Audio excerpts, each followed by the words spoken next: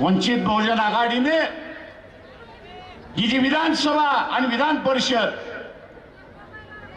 एक कायदा पेश केलेला आहे, सादर केलेला आहे की त्याचं नाव मोहम्मद पैगंबर बिल आहे। या कायद्यामध्ये काय म्हटलेलं आहे?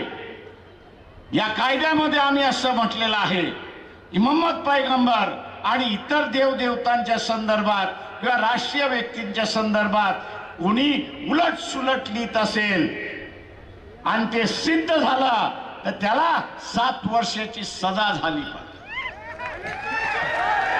लातूरच्या सभेमध्ये मी काय म्हणालो, इथल्या उलेमाना, इथल्या मौलवीनं आवाहन केलं की एका बाजूला एकनाथ शिंदे भारतीय जनता पक्षाबरोबर आहेत मुसलमानाच्या विरोधात, दुसऱ्या बाजूला